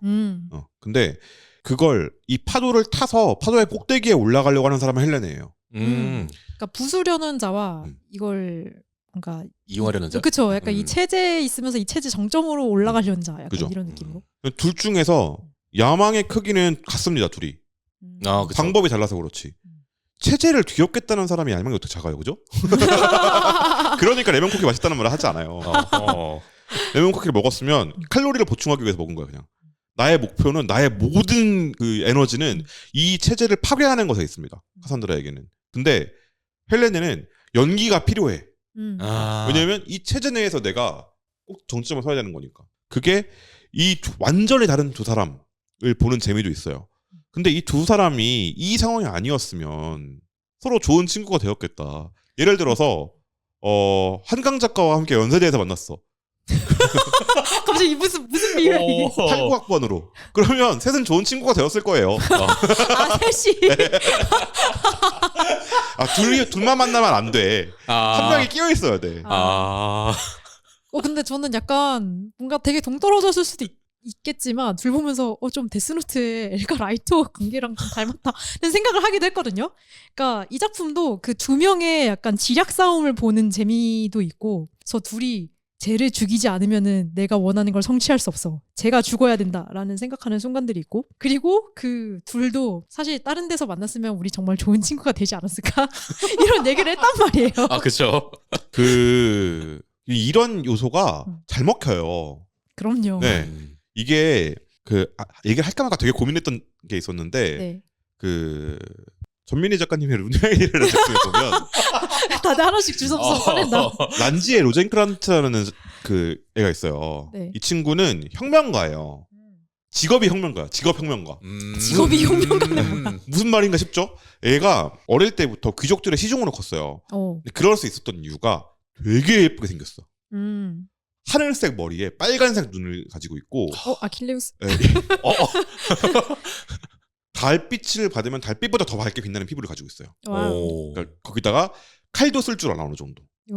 그리고 되게 귀족 같은 풍모를 가지고 있어요. 말도 되게 잘하고 똑똑해. 그러니까 고위 귀족들이 시종으로 부리기 좋은 거야. 그러면 나는 이런 애를 시종으로 부리는 사람이야를 할 수 있으니까. 그런데 이 친구가 이렇게 갔던 이유가 동생이 실어증에 있어요. 어릴 때 집안에 우환이 있어가지고 동생이 실어증에 걸렸어. 이 동생을 보살피기 위해서 이제 그 수모를 견딘 거예요. 그러다가 동생이 어느 정도 커서 안정기가 되니까 얘가 집을 나와버려요. 그리고 혁명 전선을 투신합니다. 그 뒤로 계속 혁명가로 지내고 있어요. 근데 이 친구가 너무 예쁘고 잘생겼잖아요. 그리고 고위귀족들의 얼굴을 많이 알잖아. 정보도 많이 알고. 그러니까 정보원들이 찾기가 너무 좋은 표적인 거예요. 그래서 이 친구가 어떻게 하냐? 머리를 염색하고 얼굴에 황산을 부어요. 얼굴에 화상을 입혀. 이런 친구야. 카산드라에 좀 더 가깝지. 근데 이 친구의 어린 시절은 헬레네에 가까워요. 그죠? 그러네. 이용해 먹네. 섞어놓으면 란제 로젠크라츠다. 그래서 이런 류의 캐릭터들은 굉장히 유구한 역사를 가지고 있습니다. 예를 들어 초선 삼국지에. 그렇죠. 저는 헬레네를 미실에 비유하는 사람도 봤어요. 비슷해요. 근데 미실은 약간 카산드라 쪽에 조금 더 가까운 약간 그런 것 같아. 근데 선덕여왕이 저는 헬레네에 좀 더 가깝지 않나? 왜냐면 이 체제를 수호해야 되는 사람이잖아, 그 사람은. 약간 이 배합을 어떻게 하느냐가 그죠. 다른 이야기를 만들어야 된다. 강력분과 박력분과 중력분의 그러면 이제 다른 빵의 종류가 만들어지는 빵이 것처럼. 되기도 하고 쿠키가 되기도 하고 이런 거죠. 네. 이게 정말 재밌다. 작법하시는 분들이라면 이 작품 정말 재밌게 읽으실 것 같아요. 작품 만드시는 분들도 그렇고. 그리고 하나만 덧붙이면은 뭔가 카산드라가 어떻게 보면은 뭔가 사실은 순응하면서 산 것처럼 보일 수 있는데 뭔가 얘기를 안 하고 넘어갔던 것 중에서 일단 그 시절에 결혼을 안 하려고 했다는 거 굉장히 큰 가부장제에 대한 반항. 그래서 가부장제 얘기가 나와서 좀 더 얘기를 해보자면 헬레네가 아름답다는 이유로 남자들이 앞다투어 나와서 구애를 한다 라는 게 말이 된다고 생각하세요? 근데 그 시대적 배경을 생각하면은 이제 이 작품에서도 사실 많이 그려지지만 남녀의 만남이 그러니까 사랑으로만 만나는 게 아니라 원래 결혼이라는 제도는 귀족 집안 간의 재산을 지키기 위한 결합이었어요. 그렇죠. 근데 그러니까 그렇게 많은 사람들이 헬레네를 직접 가까이에서 찬찬히 밝은 데서 볼 기회가 있었겠느냐는 거야. 그러니까 그게 사실 헬레네의 아름다움도 아름다움이지만 그 헬레네가 스파르타의 공주였으니까 그 헬레네와 결혼함으로써 얻는 것들을 전 이게 두 번째 이유라고 생각해요. 오. 첫 번째 이유는 네. 남들이 다 그러니까입니다. 아. 네. 아. 유력자들이 헬레네를 원한다는 소문이 먼저 돌았을 거예요. 그러면 원하지 않았던 사람들도 저 레벨에 끼기 위해선 헬레네한테 구애를 해야 되는 거야. 아. 만나지 않았더라도 해야 돼요. 이게 점점 커지겠지 이게. 그래서 나도 따까리 한다 하는 사람들이 다 모여들었을 거야. 그러니까 그 헬레네를 원한다고 한다는 게 나의 급을 증명하는 게 네. 되니까. 왜냐면 같은 레벨에서 경쟁하는 거잖아요. 선택은 헬레네가 하고. 선택은 헬레네가 할까? 사실은 그렇지 않죠. 그쵸. 방금 말한 두 번째 이유가 나오는 거지. 스파르타에서 결정하게 돼요 원래는. 그렇죠. 근데 그렇게 되면 스파르타가 너무 그 세잖아요. 고대 그리스 신화잖아. 그러니까 그리스 입장에서 전쟁이 상했을 거라고. 그래서 다른 데에 전근을 보낸 것이다. 근데 이게 이제 아름다움과 권력 이 두 가지의 본질을 보여준다고 저는 생각했는데 아름답다라는 것에 절대적인 기준이 있다고 생각하세요? 개인의 취향에 해당되는 거 아니에요? 그래서 이 다르지 기준은 않나요? 시대마다 또 국가마다 달라지니까. 그죠? 그러니까 절대적인 기준은 없어요.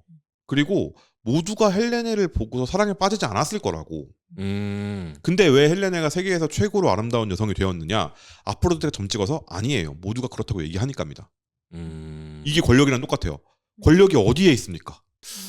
사람들이 있다고 하는 데에 있어요. 이게 같아. 헬레네는 그걸 깨달은 거예요. 그래? 그러면 헬레네는 타임어택을 하고 있는 거예요 지금. 다음 세계에서 최고로 아름다운 젊은 여성이 나오기 전까지 내가 이 세계를 내 무릎 아래 두겠어. 그래서 순수한 야망의 크기로는 저는 헬레네가 더 크다고 생각합니다. 저도. 와, 이렇게 되니까 또 색다르네요. 오. 그러니까 카산드라는 죽기 직전까지만 하면 돼요. 그쵸. 아니 이 타임어택이란 말이 너무 웃기네.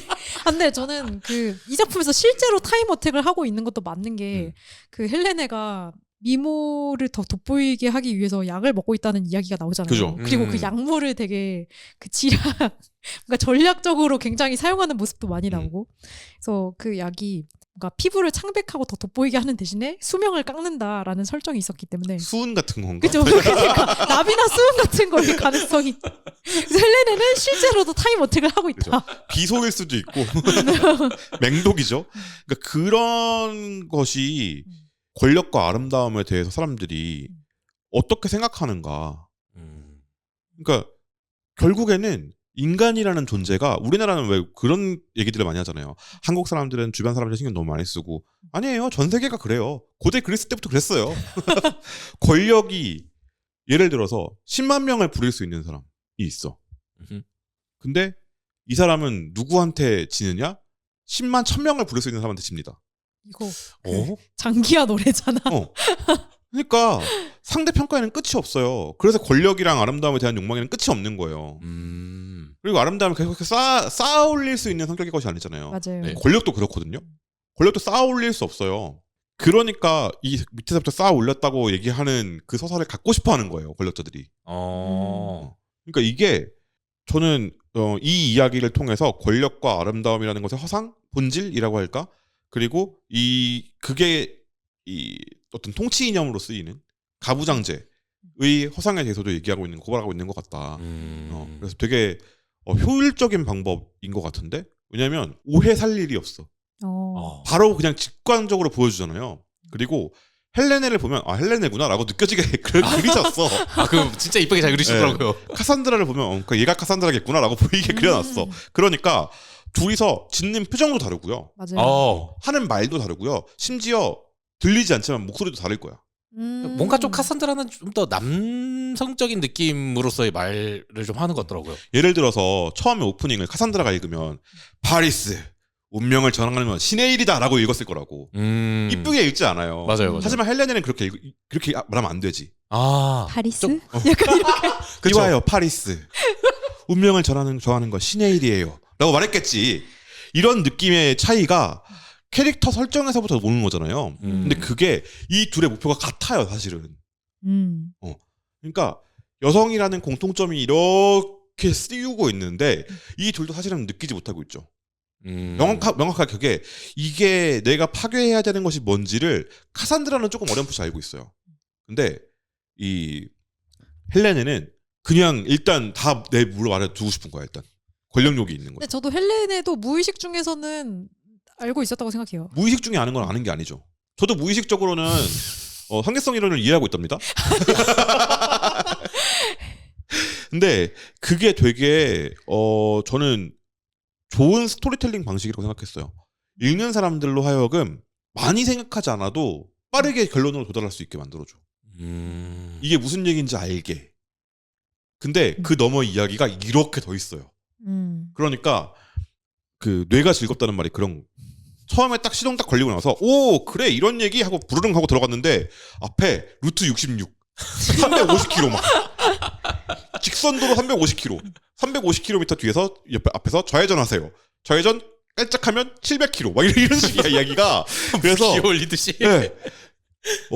상상할 거리들이 너무 많고 거기서 착착착 맞아 떨어지는 쾌감들이 이 작품을 구성하고 있는 되게 중요한 요소입니다. 그게 아마도 작가님이 직접 느꼈던 것들이 있었기 때문은 아니었을까라는 생각이 들기도 해요. 그렇죠. 그리고 이 작품이 또 어떤 점에서 좀 독특하다고 보셨나요?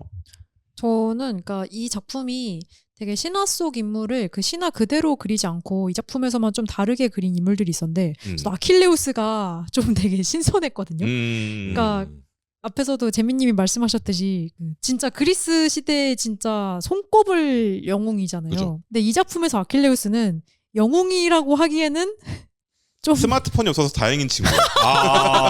약간 성품이 그러니까 되게 그 누구도 당해내지 못할 무력을 가졌는데 그 약간 덜 배운 어린아이 같은 느낌? 트위터가 없는 게 저만 다행이었죠, 이 친구한테는. 그러니까 되게 남봉꾼 같은 모습도 갖고 있고, 그러니까 이거 뭐라고 설명해야 될까요? 약간 그 어른인 아가멤논이 자 원래는 이렇게 하는 거야. 근데 야 내가 제일 센데 왜 네 말을 들어야 돼? 약간 이렇게 하는 인물이죠. 그죠. 온몸 파탈이고 싶은데 뇌가 안 따라줍니다. 하지만 그 전쟁에서의 무력만큼은 그쵸. 최고인. 네. 여포죠, 여포. 그거 진짜 여포다. 무력은 센데 지력 스탯은 낮은. 맞아요.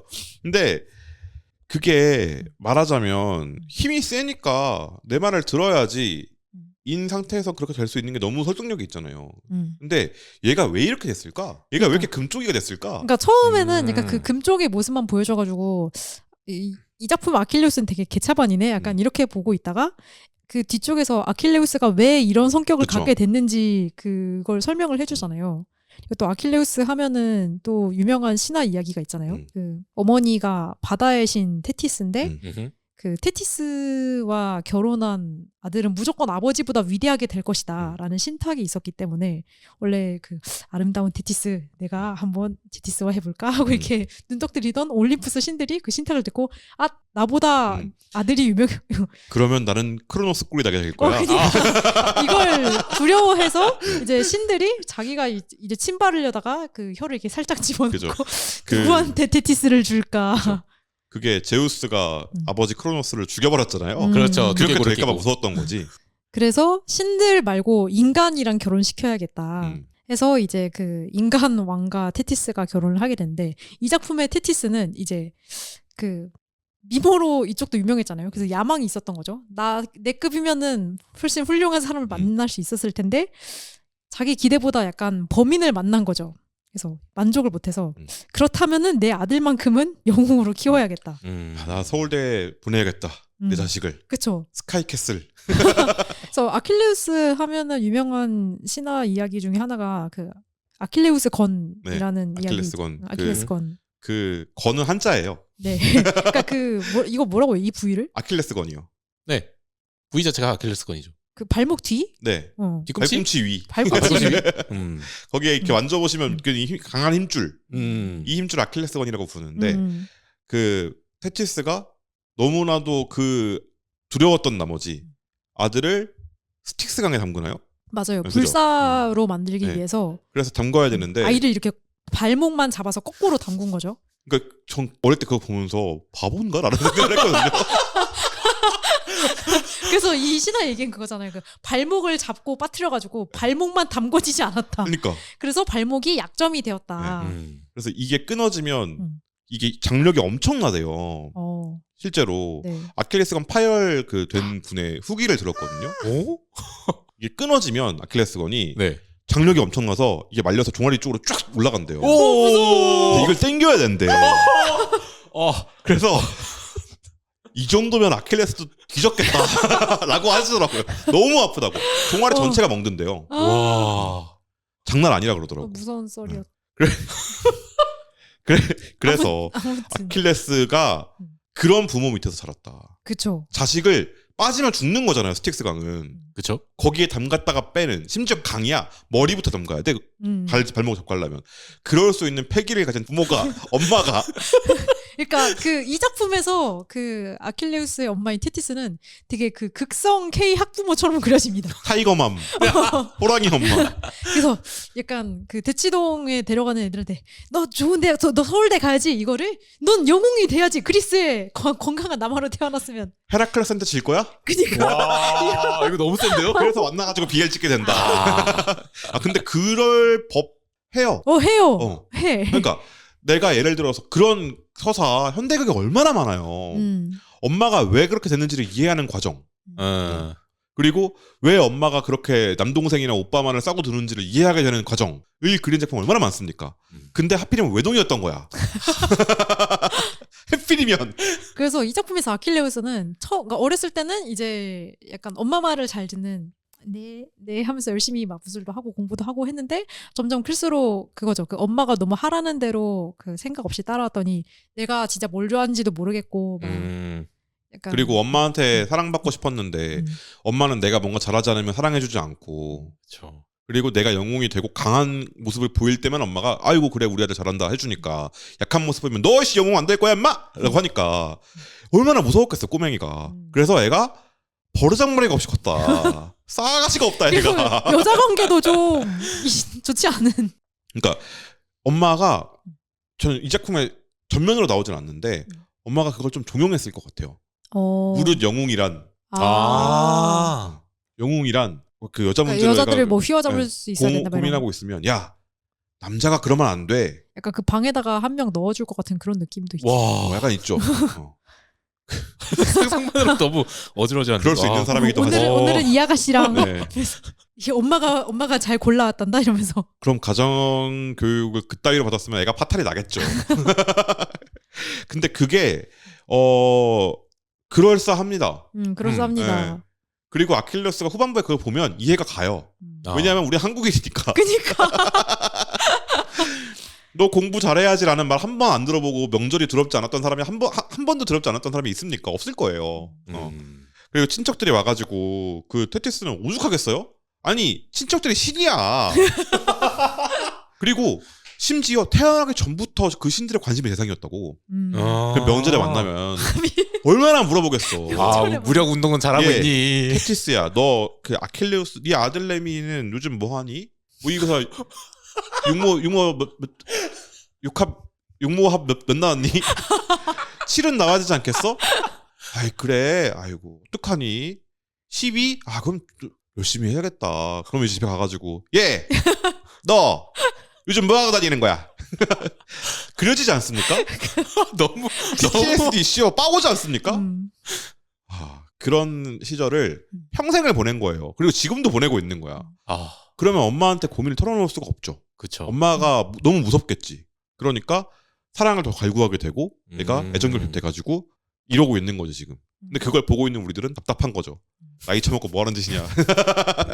그래서 이 친구가 여자 관계가 굉장히 많은데 사실 여자하고는 뭔가 진정한 관계? 깊은 관계를 맺지 못하고 헤라클레스와 아니 자꾸 그래서 아킬레우스가 진정으로 뭔가 관계를 맺는 거는 그 어릴 적부터 같이 자랐던 파트로클로스라는 친구 사촌인가요? 시종? 이게 뭔가 아버지가 붙여줬던 약간 종가의 어쩌고 그죠. 친구였던 것 같은데 친구인지 사촌인지 그랬던 것 같아요. 그래서 이 친구하고만 이렇게 관계를 맺었는데 이제 그 트로이 전쟁이 이렇게 점점 흘러가면서 그 아킬레우스가 사실 얘는 이렇게 불러서 오긴 했는데 뭔가 딱히 전쟁에서 원하는 것도 없고 그래서 나 좀 센데 얘는 싸울 동력이 사실 별로 없잖아요. 그죠.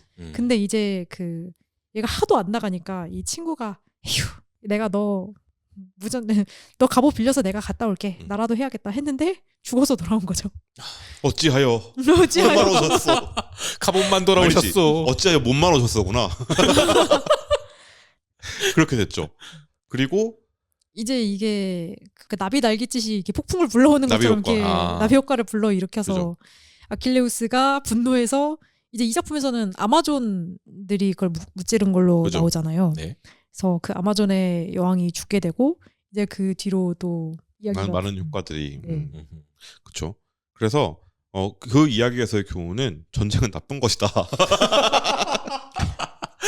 그렇습니다. 그리고 이 작품이 또 의미가 있는 게 시작 지점도 좀 살펴봐야 돼요. 2012년이란 말이에요. 맞아요. 14년 전이에요. 되게 오래됐어요. 그 14년 전이면 어떤 세상이었냐면 그 말하자면 그 제목이 뭐지?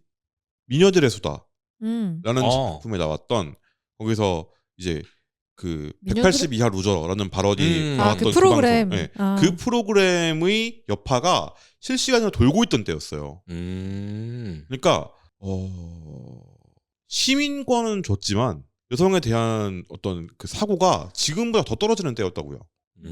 그런 시절이었어. 맞아요. 그 시절에 시작해서 소위 말하는 2016년, 17년에 페미니즘 리부트를 겪으면서 보는 독자들의 시선이 바뀐 맞아요. 그런 작품입니다.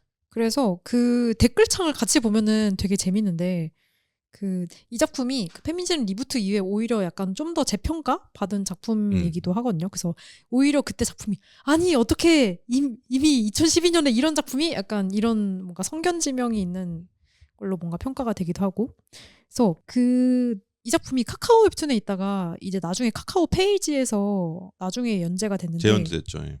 근데 또 그때 댓글에 뭔가 분위기가 180도 달라진 걸 본 것도 되게 재미있습니다. 맞습니다. 그래서 옛날 댓글 중에서는 약간 그 헬레네를 보고 내가 헬레네만큼 아름다운 미모를 가지지 못해서 약간 내가 약간 이런 식으로 얘기하는 댓글들이 있다던가 헬레네를 보고 역시 예쁘고 봐야 된다. 그니까 약간 그런 얘기를 한다던가 그런 댓글들이 있었죠. 그리고 그게 되게 자연스럽게 받아들여지던 때였어요. 맞아요.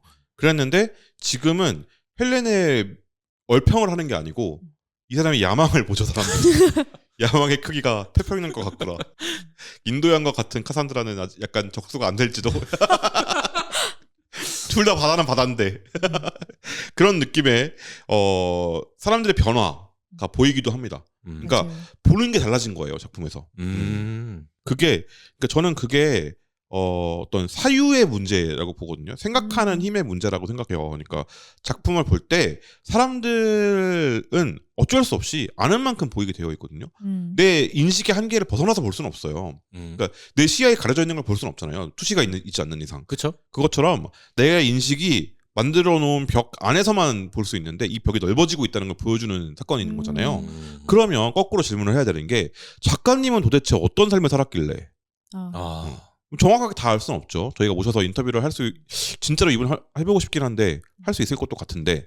근데 이 작가님은 인터뷰를 하지 않아도 블로그라는 아주 그러니까 블로그에 본 그 작가님이 그 족적을 남겨놓은 것들이 굉장히 많기 때문에 저희가 그걸 따라가면서 추측할 수 있는 단서들이 굉장히 많이 있어요. 그 앞에서 저희가 이 카산드라가 채 200화가 되지 않는 분량인데 어째서 10년 넘게 연재. 그렇죠. 안 쉬고 했으면 3년 조금 넘는 시간이에요. 그래서 왜 이렇게 됐을까가 이 작가님의 블로그를 보면은 그 이야기들이 다 담겨 있었거든요. 대서사시가 있죠. 네. 그래서 이 작품이 2012년에 연재를 해가지고 한 2013년, 14년까지는 뭔가 조금씩 뭐 중간에 휴재를 하기도 했지만 그래도 연재가 잘 되었습니다. 이때가 시즌 2가 완결이 난 시점이었고, 근데 이제 시즌 3를 그 연재를 해야 되는 시점에서 작가님이 이제 그때는 아이를 키우고 있었고, 그래서 그 건강 문제도 있으셨고 해가지고 그때부터는 이제 정기적인 연재가 불가능하다고 생각해서 제 블로그에서 자유 연재를 하겠습니다 하고 이제 그냥 그 아주 비정기적으로 하나하나가 연재가 되셨거든요. 근데 어느 날 블로그에 그러니까 그것도 점점 뜸해지면서 이렇게 블로그에 가끔씩 그 작가님 일기 같은 게 올라오는데 너무 힘들다는 얘기가 그 가정에서 벌어지는 일 때문에 힘들다는 이야기였거든요. 근데 그 가정 이야기가 밝혀질수록 이게 진짜 그러니까 그 충격과 도박 중독자의 가족 네. 내용이잖아요. 맞아요. 그때 도박 중독자의 가족 얘기를 하면서 제가 이게 실화가 아니었으면 좋겠다라는 얘기를 계속했었어요. 왜냐하면 본 기억이 있어 나는 이 만화를 본 적이 있어요. 그러니까 그 도박 중독자의 가족이 카카오 웹툰에서 연재되기 전에 이미 작가님은 블로그에 그 시동생의 도박 중독으로 인해서 힘들다는 이야기를 쓰셨었고 그리고 마음이 너무 힘든 나머지 작가님은 특이하다고 해야 될까요? 신기하다고 해야 될지 뭔가 마음이 힘들 때 그걸 만화로 그림으로써 그걸 푼다는 얘기를 하신 적이 있거든요. 그래서 너무 힘드니까 그 얘기를 이렇게 짤막한 만화로 그려서 올리셨었어요. 블로그에서 연재를 하셨었고 그래서 이게 모여서 나중에 그 카카오 웹툰 쪽이랑 컨택을 하면서 작가님 이거 연재를 해보시는 건 어떠세요? 해가지고 컬러로 입혀서 나온 거거든요. 당시에는 중독성 사고라는 작품이었고요. 그래서 일상 만화 같은 거였죠. 스토리가 뭐 조금은 달라지긴 했는데 사실 큰 틀에서는 거의 그 블로그에서 연재했던 그래요? 네, 실화 바탕의 그 이야기가 거의 입 그대로. 가려가지고 얼음한 다음에 난 이 만화를 이미 봤어요. 그러니까 실화인 걸 알고 보니까 더 미치겠는 거야. 아예 몰랐으면 아예 끝까지 몰랐으면 이게 실화일 리가 없지. 했을 건데 실화가 더해요. 근데 사실 저는 이제 카산드라를 보기 전에 이 작품을 먼저 봤었어요. 근데 진짜 처음부터 끝까지 봤을 때 이제 후기를 보기 전까지는 되게 스토리를 잘 짰다라고 생각했는데 후기 쪽에 가니까는 저의 이야기를 담고 있습니다. 머리가 띵해지는 거예요. 이게 있을 수 있는 이야기인가? 그 생각이 많이 드는 거죠. 저희가 사실 저는 웹툰이스타에서 도박 중독자의 가족도 한번 다뤄봤으면 좋겠다고 생각했었는데 저희 리뷰를 하진 못했죠. 네, 그냥 그래서, 소개를 했죠. 그래서 이 작품은 그러니까 모르시는 분들을 위해서 간단히 이야기를 하면은 그러니까 이 주인공인 여성이 있고 여성이 결혼한 남편이 있는데 이 남편이 사형제죠. 그랬던 삼형제? 사형제? 삼형제 사형제일 겁니다. 네. 그래서 그 남편의 형제 중 제일 막내 동생이 주식 투자를 하다가 이제 그 요즘 코인과 주식의 시대잖아요. 그래서 중독이 그러니까 보통 도박 중독이라고 하면은 막 어디 막 강원랜드 가서 막 그런 걸 하는 걸 생각하지만 이제 주식으로 막 그 선물 매입 막 이런 거 하는 거에 중독이 된 거죠. 그래서 이 주인공 당사자는 도박 중독자의 당사자가 아닌데 이제 도박 중독자를 가족, 특히 그 시가족으로 두고 있는 사람의 입장에서 그렇죠. 이 문제를 다루고 있는 작품입니다. 그러니까 이게 저희가 리뷰할 때 따로 얘기를 더 하겠지만 한국 사람들이 관대한 게 두 가지가 있는데 도박과 술입니다. 이 두 가지에 너무 관대해요. 그리고 한국 그 사람들이 하는 착각 중에 하나가 있는데 자기 통제력이 되게 강하다고 생각합니다. 절대 아니에요. 모든 인간은 자기 통제력이 강하지 않아요. 모든 인간은. 근데 그걸 인지하는 것, 그 병을 치료할 때도 병식이라는 게 되게 중요하거든요. 병을 인지하고 받아들이는 것. 그렇죠. 그것처럼 그걸 이게 당신이 중독 상황에 있고 이게 문제가 있다는 걸 인식시켜야 되는데 이것부터가 힘들어요. 맞아요. 이게 되게 힘들다 보니까 난 그 정도 아니야 라고 해버리면 중독 아니야? 약간 치료가 안 돼요. 근데 치료가 필요해요. 모든 중독은 혼자서는 절대 벗어날 수 없고요. 주변에서 도와줘야 돼요. 근데 도와줄 수 있으려면 도와주라고 말을 해야 되는데 그리고 심지어 이런 도박 중독의 경우에는 주변에서 그 자금을 대주면 안 된다는 게 이 작품에서 나오잖아요. 그렇죠. 근데 시가족이잖아요. 그리고 이 아들 둔 어머니가 있잖아요. 어머니가 시어머니인 거죠. 어머니가 자꾸 여기저기서 이 아들한테 준다는 얘기 안 하고 내가 돈이 좀 필요한데 하면서 이 남편한테 빌려간다던가 해가지고 계속 돈을 넣어주잖아요. 그래서 이게 멈추지 않고 이 아내 입장에서는 이게 보이는데 본 당사자가 아니고 너는 우리의 가족이 아닌 이게 가부장제의 해악입니다. 그렇죠. 가족이면 뭐 내 가족은 가족이 아니야? 그지? 근데 내 가족한테 해악을 끼치고 있는데 그걸 못 멈추게 만드는 말들을 해요. 그게 이 작품 보면서도 좀 생각나는 게 남편이 그런 말 하잖아요. 내 동생인데 힘드니까 잘 얘가 도와줘야 되지 않겠냐. 도와주려면 차라리 그 자금을 안 줘야 되잖아요. 근데 그러면서도 자금을 주면서도 도와주는 그 모습들. 그게 도와준다고 생각하는 거죠. 근데 그게 이 카산드라가 휴재를 하게 된 결정적인 계기 중에 하나였다. 맞아요. 네. 왜냐하면 이 딱 그 시기가 아니라 문제가 터졌다 하면 이제 약간 유전 같은 거여서 유전이 터졌다 그러면 요 바로 밑에만 있는 게 아니잖아요. 수백 킬로미터를 뚫고 들어가야 이제 진짜 유전이 나오는 건데 그것처럼 아주 오래된 문제였고 거의 10년 가까이 된 문제가 터져서 이제 휴재를 복귀를 못하게 된 상황이었던 거죠. 그러니까 이 문제가 곪다가 터지기 직전까지 갔을 때 복귀 생각을 했는데 터져버린 거야. 그런 거죠. 그래서 그 카산드라가 휴재를 하는 동안 이 사건을 겪으면서 도박 중독자의 가족이라는 작품이 연재가 됐고 그 다음에야 다시 카산드라로 돌아올 수 있었던 거죠. 맞아요. 그래서 저는 뭔가 이런 이야기를 보면서 그러니까 작가님이 되게 이 작품에 카산드라랑 많이 닮아 있다는 생각이 들었거든요.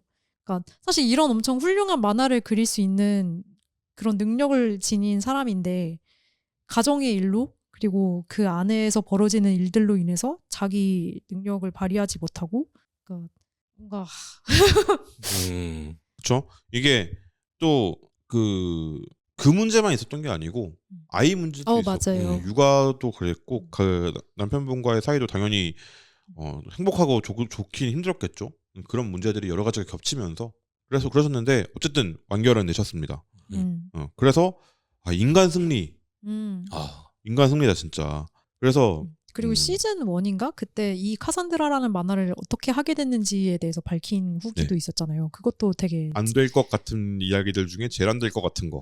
그러니까 되게 짠한. 그러니까 그게 저는 그런 얘기 하거든요. 작가 지망생들과 이제 작가님들이랑도 만나서 얘기를 하는데 평가는 님들이 하는 게 아니다. 작가가 왜 평가를 하냐. 농담처럼 얘기를 해야 될 땐 이렇게 얘기 안 하죠.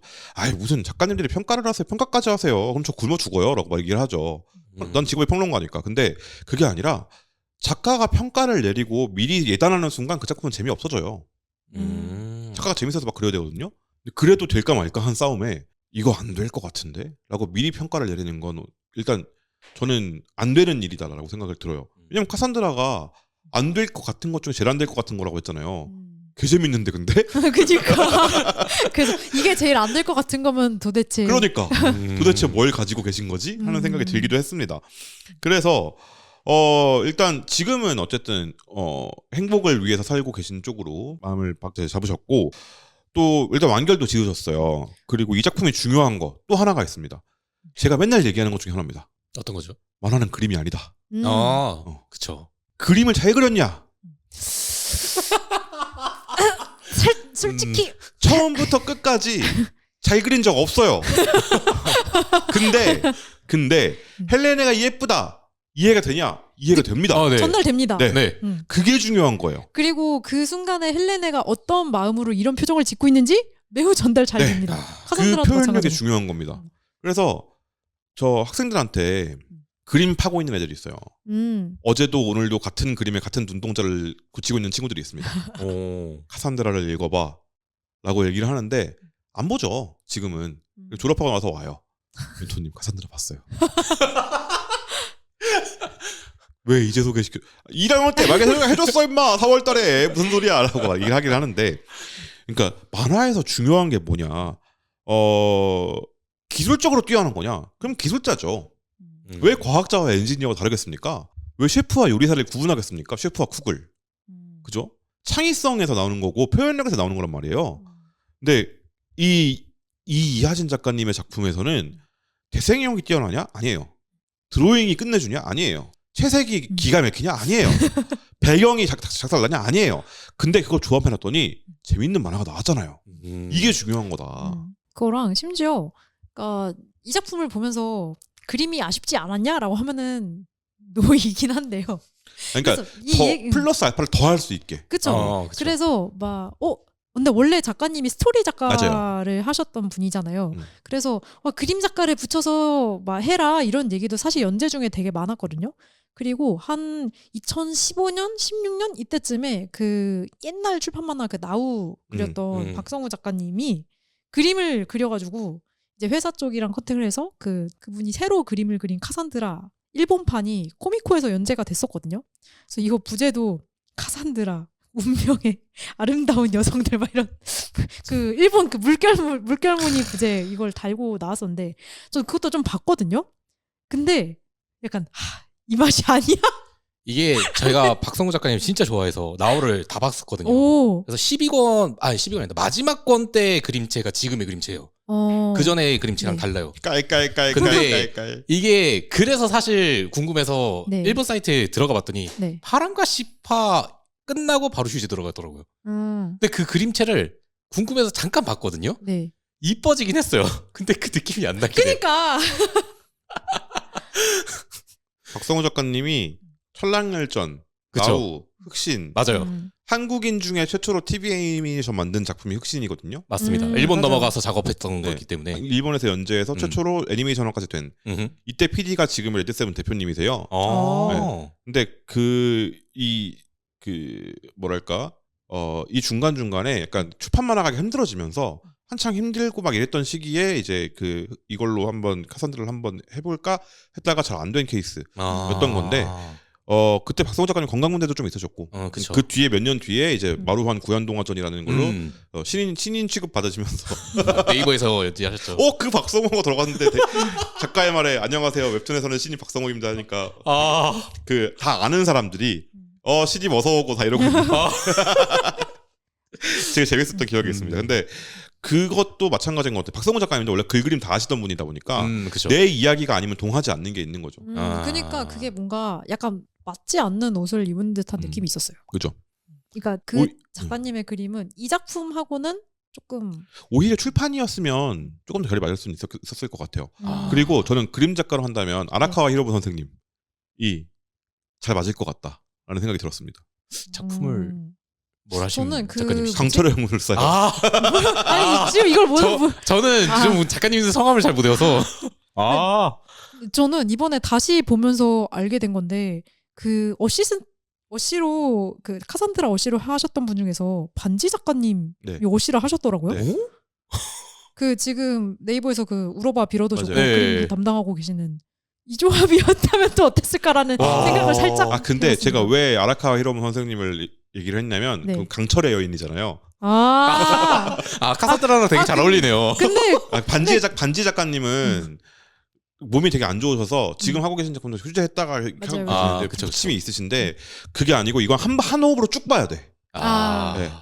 전 그것 때문에 휴재를 잘 안 하시는 분이니까 그쵸. 아라카와 히로부 선생님 지금껏 아이 임신하고 출산할 25년째 때도 네. 휴재를 25년째 지금까지 계속 하고 계시는 거의 쉬지 않고 일을 하고 계시니까 그래서 물론 이제 그쪽에서 거절을 하려고 하겠지만 어떻게 한번 뚫어서 해봤으면 좋겠다. 거절하기엔 큰 액수면. 그죠?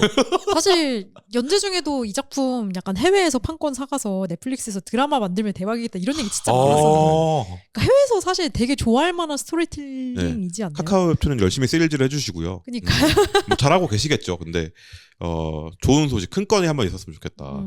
그래서 저희도 그 타이밍쯤 어떻게 잘 보고 있다가 미리 정보를 입수하면 그때 딱 인터뷰를 해가지고 넷플릭스 공개될 때 딱 이렇게 해서 인터뷰 딱 마치 그때 한 것처럼 공개해가지고 우리도 조회수 좀 빨아보자.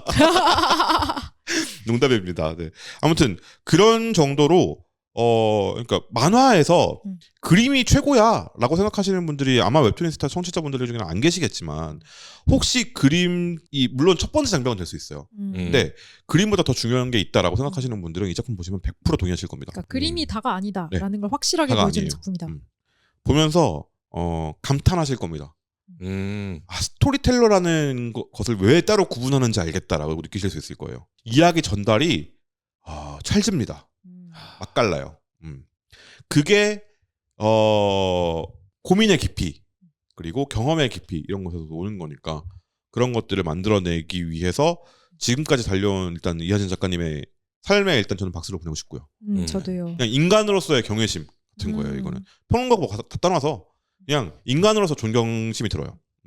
그 그리고 터지다라는 그 여성 만화가 5명의 인터뷰를 묶은 책이 있거든요. 거기도 이하진 작가님 인터뷰가 실려 있으니까 맞아요. 그 책도 한번 읽어보시면 좋을 것 같습니다. 박혜정 선생님이 인터뷰하신 그 그리고 터지다라는 그 책도 있으니까 읽어보시면 여러분도 이 작품에 나오게 된 것에 대해서 좀 더 깊이 이해하실 수 있고 작품을 볼 때 작품을 보는 인지의 거리를 좀 더 넓힐 수 있는 그런 맞아요. 인터뷰들도 많으니까요. 한번 찾아보시면 좋겠습니다. 정말 재밌게 읽을 수 있는 방법. 일단 트로이 전쟁 한번 쭉 살펴보시고. 아, 그쵸. 저는 사실 이 작품 처음 볼 때 어디서 봤는데 하면서 좀 이해가 잘 안 됐었거든요. 차라리 트로이 전쟁에 대한 내용을 한 번쯤 찾아본 이후에 작품을 보면 또 재밌게 보지 않을까 그 생각이 듭니다. 저는 타임라인 때문에 타임라인. 아, 네. 그러니까 저는 모르는 상태로 보진 않아서 잘 모르겠지만 그래도 모르는 상태로 봐도 재밌을 거라는 재미는 생각이 있는데 들고 그러니까 타임라인의 그 혼선을 줄일 수 있습니다. 이 그 트로이 신화를 알고 보면은 이걸 이렇게 바꿨네라고 하는 거를 볼 수 맞아요. 있는 식견이 넓어지기 때문에 추천드리고요. 네. 그다음에 이 인물들의 표정을 살피면서 보시면 매우 훌륭한 작품 감상이 될 거라고 생각합니다. 좋습니다. 오늘 녹음 어떠셨나요? 먼저 정호님부터. 사실 카산드라를 처음에 한번 도전하려고 했었을 때 저는 그때 그림체 때문에 그런 것도 있었고 인물이 너무 많아가지고 튕겨나간 적이 좀 많았어요. 좀 보기 힘든데? 그 생각이 들었다가 아까도 말씀드렸지만 저는 트로이 전쟁에 대해서 따로 정보를 한번 찾아보고 그 다음에 다시 본 거거든요. 그제서야 재미가 보이더라고요. 그러니까 기존에 사전 지식이 있냐 없냐를 떠나서 만약에 너무 인물이 많고 좀 역사적, 좀 신화적인 이야기라고 해야겠죠? 신화적인 이야기에서 신만 뺀 거를 한번 좀 다시 체험하고 싶으신 분들이라면은 뭐 정보 찾고 제 작품 좀 제대로 즐겨보셨으면 좋겠다 그 생각이 듭니다. 세민님은 어떠셨어요? 이거 하자고 그렇게 저는 옥노아 약간 오셨던. 제가 좋아하는 작품일수록 진짜 너무 막 완벽하게 리뷰를 하고 싶다 이런 강박이 좀 있거든요. 그러니까 더 좋아하는 작품일수록 더 잘 설명하고 싶다. 네, 사실 그 대본을 그렇게 100% 준비를 다 해오진 못했는데 역시 같이 하니까 저는 3분의 1만 가져왔는데 이게 합해서 1이 되는 경험을 좀 한 것 같아서 좋습니다. 다음 작품도 제가 또 고심해서 골라오겠습니다. 네. 와. 세민님이 오시면 약간 더 깊이 있는 얘기를 할 수 있도록 세민님이 열심히 준비해 오실 거니까요. 네. 알겠습니다. 네. 그리고 저도 되게 즐거운 녹음이었어요. 이런 작품을 사실 다루기가 힘들어요. 왜냐면 감정적으로 힘들어요. 네. 할 얘기가 되게 많은데 혼자서 만약에 한다 그러면 못할 거예요. 저 카산드라에 대해서 글을 쓴 적이 없거든요. 그게 의뢰가 들어왔는데 거절한 적도 있었어요. 왜 그랬냐면 너무 힘들 것 같아서. 할 얘기가 너무 많은데 잘라낼 게 너무 많아야 돼. 그러면 하고 싶은 얘기 못할 것 같으니까 그냥 하지 말아야지. 저도 약간 그렇게 삼킨 적 많았던 것 같아요. 근데 그러니까 저 무제한의 지면을 주고 쓰라고 하면 쓸 수 있는데 그게 쓰시죠? 그러니까 끝까지 들어봐. 그게 쓰면 그 분절을 시켜서 써야 되잖아요. 왜냐하면 만자를 썼어. 그럼 3,000자짜리 3개로 쪼개서 올려야 되는데 만자 정도는 나올 것 같다라는 생각이 드는 글들이 있거든요. 근데 그게 다른 분들이 다 하고 계신 얘기일 때가 있어요. 맞아요. 그리고 저는 남성 평론가의 입장에서 이거는 내가 쓸 건 아니다. 라는 생각이 드는 주제들이 있거든요. 카산드라는 할 얘기가 다 그런 얘기인 거예요. 그래서 좀 삼키게 된 적이 있었는데 녹음하면서 다 얘기를 해서 좀 시원합니다. 다행입니다. 제가 기회를 드린 것으로. 감사합니다. 역시 좋은 동료가 중요하죠. 저 없으면 둘이서 이거 했겠냐고요. 그렇죠. 그렇긴 하죠. 맞죠. 정호님이 가져와서 또 제가 남자끼리 이거 하는 건 좀 아닌 것 같아라고 얘기했을 거라고. 네. 그런 느낌이 드는 재밌는 즐거운 녹음이었다. 그래서 다음 달에 세민님 오실 때까지 또 즐거운 마음으로 기다리고 있겠습니다. 저희는 먼저 알겠지만 여러분은 나중에 그때 돼서 아시게 되겠죠? 저희도 지금은 몰라요. 맞아요. 그러니까 다음 달에 세민님 모시고 다시 하고요. 저희는 또 저와 정우는 또 다른 작품 리뷰로 돌아오도록 하겠습니다. 그럼 저희 다음 주에 만나요. 안녕. 안녕. 안녕.